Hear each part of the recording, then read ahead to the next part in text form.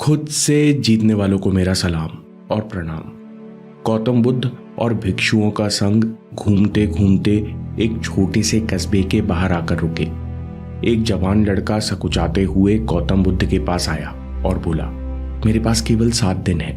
मेरा परिवार रिश्तेदार की शादी में दूसरे गांव गया है। 7 दिनों में कोई डिस्टरबेंस नहीं, कोई जिम्मेदारी नहीं।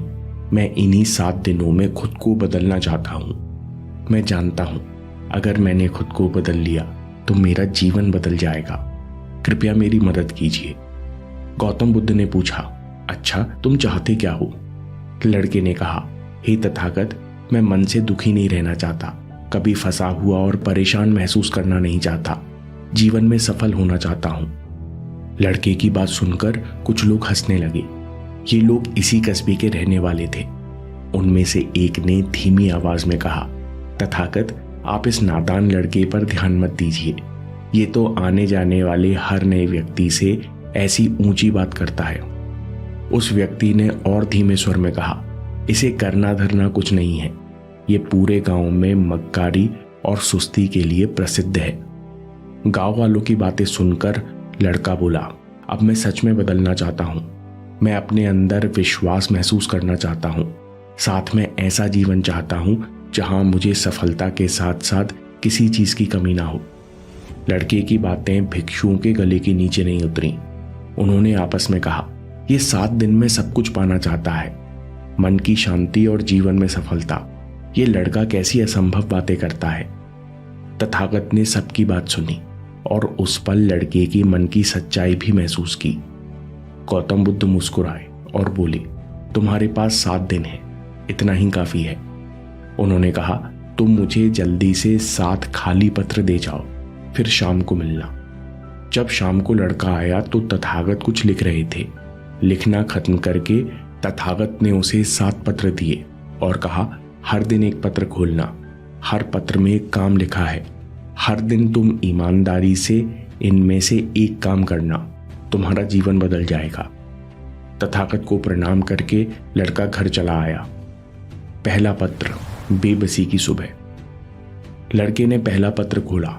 उसमें लिखा था कि जल्द सुबह मदिरालय जाओ, वहां का दृश्य देखो और गहराई से सोचो, फिर लौटकर पीछे लिखा पत्र पढ़ो।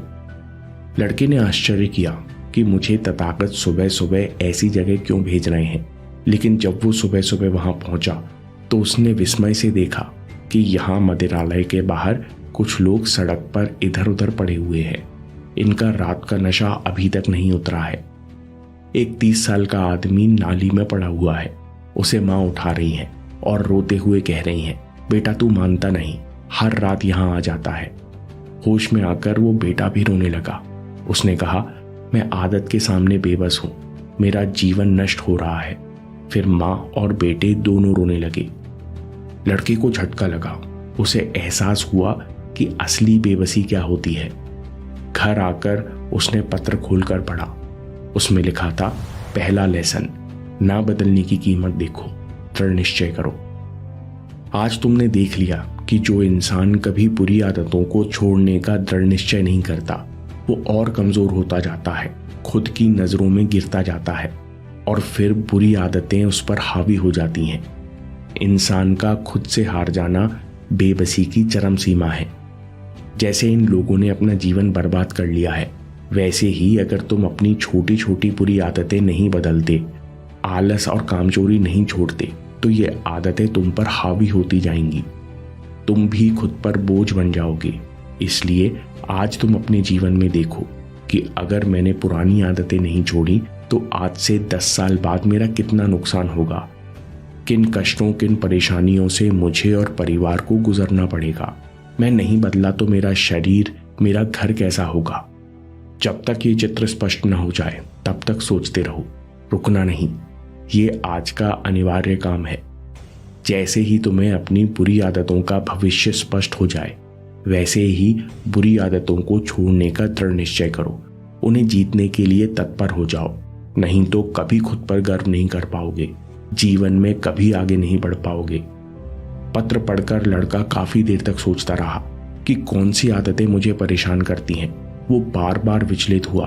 उसे कठिनाई भरा भविष्य देखने में बेचैनी भी हुई, लेकिन वो देखता रहा। देर शाम को उसने दृढ़ निश्चय किया कि अब मैं कमजोर नहीं पड़ूंगा। अभी से मेरी नई जीवन यात्रा शुरू होती है। सबसे पहले काम चोरी और आलस दूर करूंगा। बिना सोचे बड़ी बड़ी बातें नहीं करूंगा। दूसरा पत्र, शमशान की शांति। दूसरा दिन हुआ। दूसरे पत्र में लिखा था, शमशान जाओ। लड़का पहले 2 बार शमशान आया था, लेकिन आज उसका मन नहीं लग रहा था। मन में कल की बातें चल रही थी। वो बार बार बीते समय के बारे में सोच रहा था कि मैं कितना नासमझ हूं। मैंने इतने साल यूं ही निकाल दिए। मेरे अंदर कितनी कमियां हैं। मुझे बहुत कुछ सुधारना है। तभी एक बूढ़े बाबा ने कहा, क्या हुआ जवान, तुम अकेले बैठे हो? अपनी अंतिम मंजिल देखने आए हो? अचानक लड़के को एहसास हुआ कि मैं अपनी कमियों, गलतियों को, अपनी सफलता और असफलता को इतना चिपकाए घूम रहा हूं। ये स्थायी नहीं है। उसी पल लड़के को बहुत हल्का महसूस हुआ। उसकी सारी निराशा गायब हो गई। उसने घर आकर पत्र पलट कर देखा।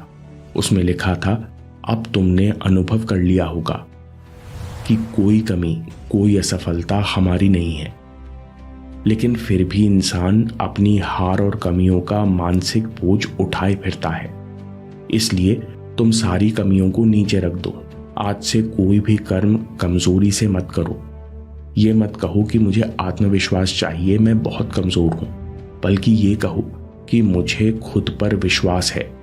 मैं जो सोचता हूं उसे शुरू करता हूं और अच्छी तरह पूरा करता हूं। तीसरा पत्र, घोड़े की सवारी।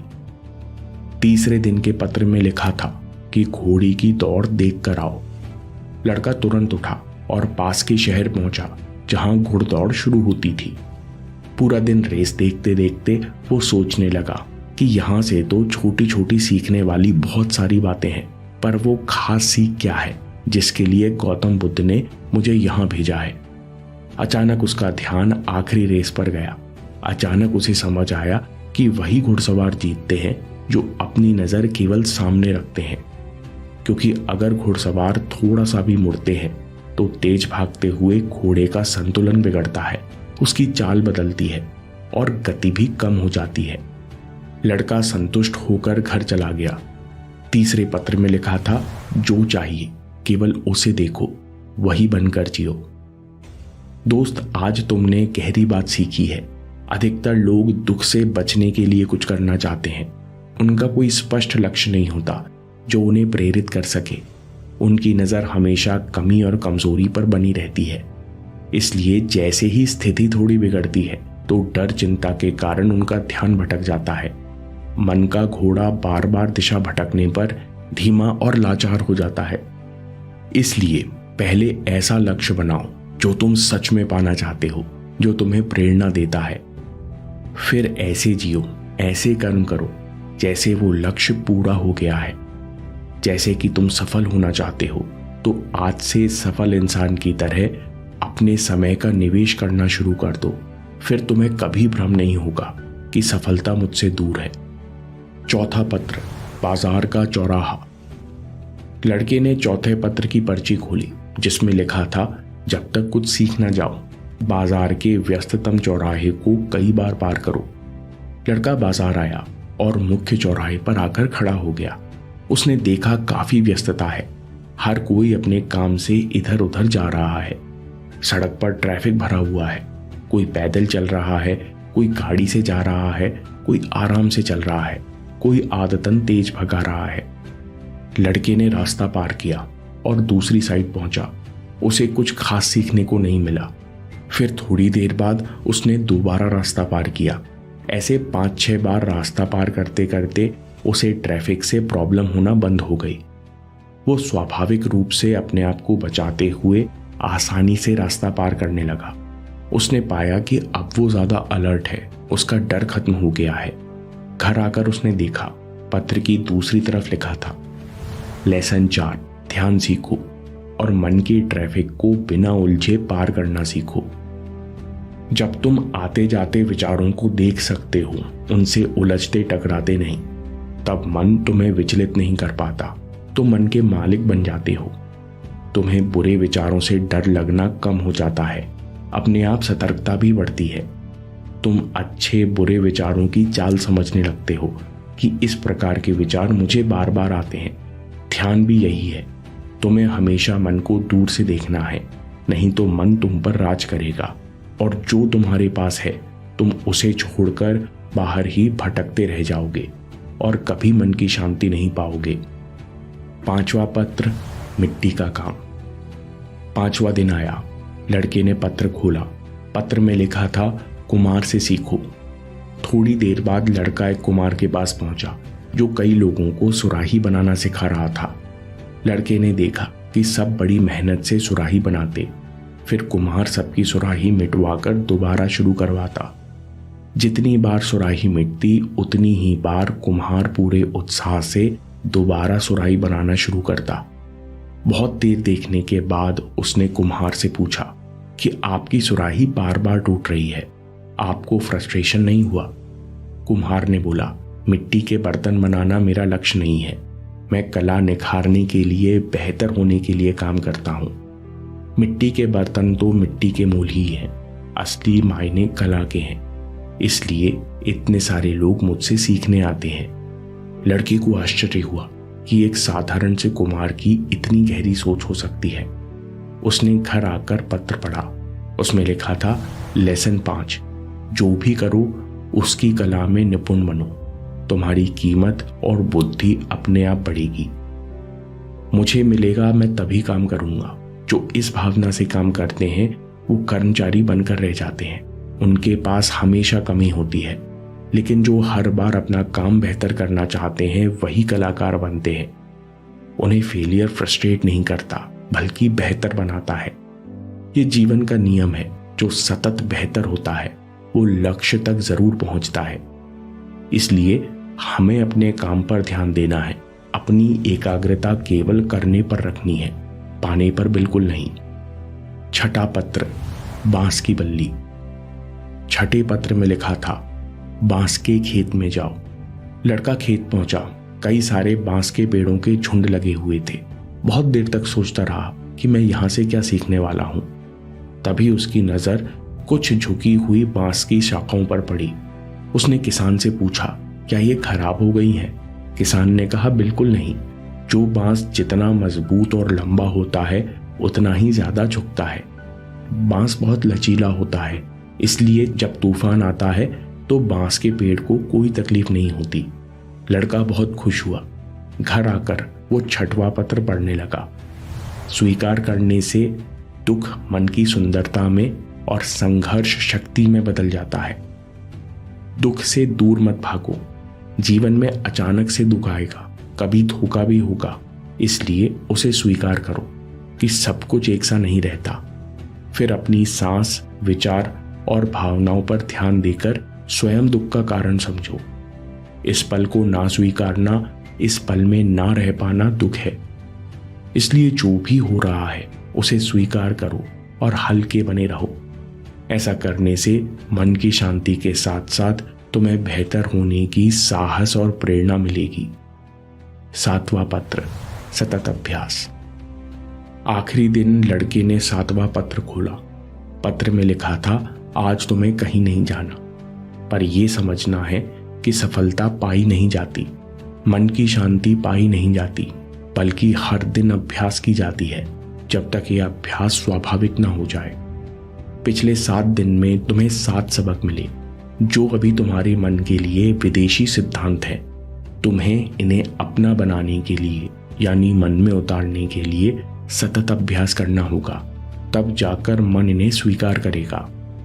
जो मन में उतर गया वो अपने आप जीवन में सांस सांस के साथ उतर जाएगा। तथागत ने आखिर में लिखा, अब हर दिन एक पत्र को पढ़ना और हर दिन विशेष रूप से एक चीज को ध्यान में रखकर प्रयास करना। फिर तुम्हारे लिए जीवन में किसी भी चीज को पाना या मन की शांति को पाना मुश्किल नहीं है। तुम्हारे लिए सब कुछ सुलभ हो जाएगा। लड़के को गौतम बुद्ध की सारी बात समझ में आ गई। उसने पहले दिन के कमिटमेंट को याद किया और काम पर लग गया। समरी में सबसे पहले दृढ़ निश्चय, बुरी आदतों के सामने शिथिल मत पड़ो। बुरी आदतों का जीवन पर असर समझकर इन्हें दूर करने का दृढ़ निश्चय करो, क्योंकि इंसान का खुद से हार जाना बेबसी की चरम सीमा है। दूसरा लेसन, कमियों और असफलताओं का बोझ नीचे रखो। कोई भी कर्म कमजोरी से मत करो। ये मत कहो मुझे आत्मविश्वास चाहिए, मैं बहुत कमजोर हूं, बल्कि खुद पर विश्वास करो कि मैं जो सोचता हूं उसे शुरू करता हूं और अच्छी तरह पूरा करता हूं। अगली सीख, भविष्य से जियो। जो लक्ष्य चाहिए केवल उसे देखो और वही बनकर जियो। मन का घोड़ा बार बार दिशा भटकने पर बेचैन और धीमा हो जाता है। लक्ष्य को सच मानकर अभी में जीना शुरू करो। अगली सीख, ध्यान सीखो। मन के ट्रैफिक को बिना उलझे पार करो। मन के बालिक बनने से विचारों से डर खत्म हो जाता है और मन की शांति मिलती है। अगली सीख, कला में निपुण बनो, तुम्हारी कीमत अपने आप बढ़ेगी। छठवां लेसन है, स्वीकार करने से दुख मन की सुंदरता में और संघर्ष शक्ति में बदल जाता है। और आखिर में सतत अभ्यास करो। जीवन के इन 6 मनकों को सतत अभ्यास के धागे में पिरो लो और महान जीवन की रचना करो। दोस्तों, कमजोरी हमेशा एक छोटे विचार से शुरू होती है।